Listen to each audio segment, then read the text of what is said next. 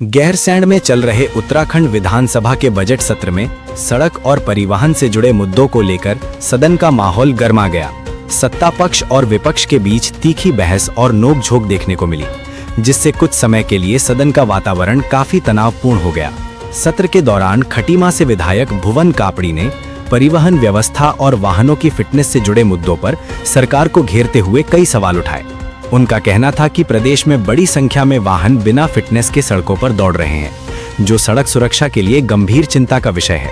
उन्होंने दावा किया कि हजारों वाहन बिना फिटनेस प्रमाण पत्र के ही पंजीकृत हो गए हैं। साथ ही उन्होंने ये आरोप भी लगाया कि वाहनों की फिटनेस जांच का काम निजी कंपनियों को सौंपने से आम लोगों पर अतिरिक्त आर्थिक बोझ पड़ रहा है। इन सवालों के जवाब को लेकर संसदीय कार्य मंत्री सुबोध उनियाल और विपक्ष के बीच तीखी बहस हो गई।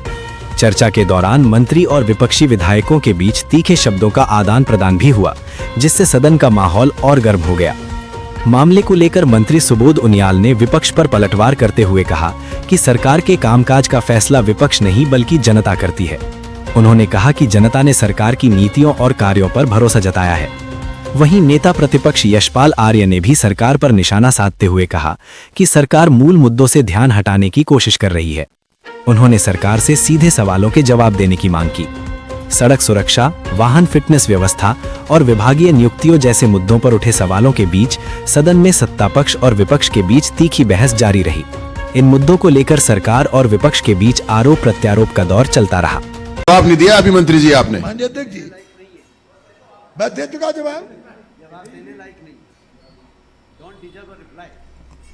माननीय अध्यक्ष जी, मेरा देखिए, सरकार के कामों का निर्णय कौन लेता है? विपक्षी दल। सरकार के कामों का निर्णय कौन लेता है? सरकार के कामों पर मोहर जनता लगाती है जनता।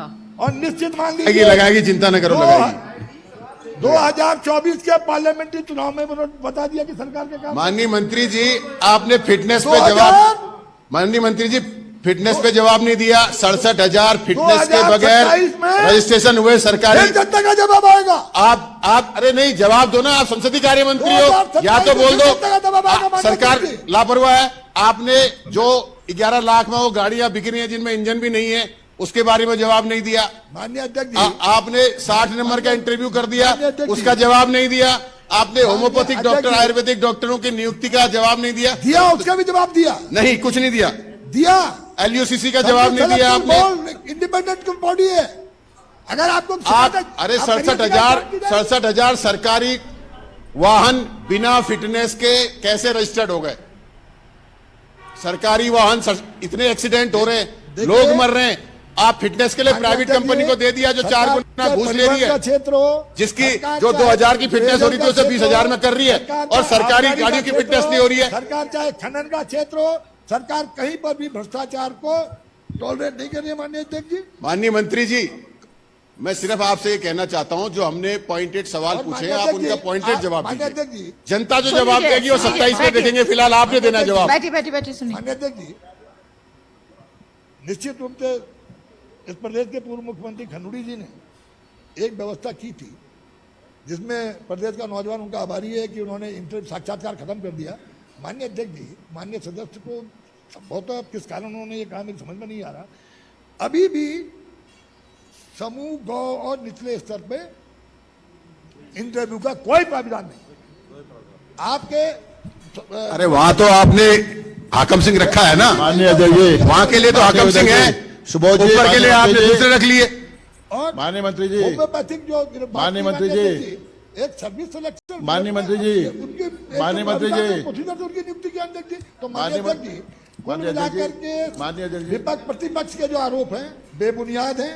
सरकार भ्रष्टाचार के खिलाफ, अरे माननीय भ्रष्टाचार में डूबी हुई है। मंत्री जी, देखना चाहती है। माननीय मंत्री जी, हमारे मैं आपसे कह रहा हूँ, आपसे मुन्ना भाई ने जो दिखाया, आपसे मुखातिब, अरे सुनो भाई, आपसे मुखातिब है माननीय मंत्री जी।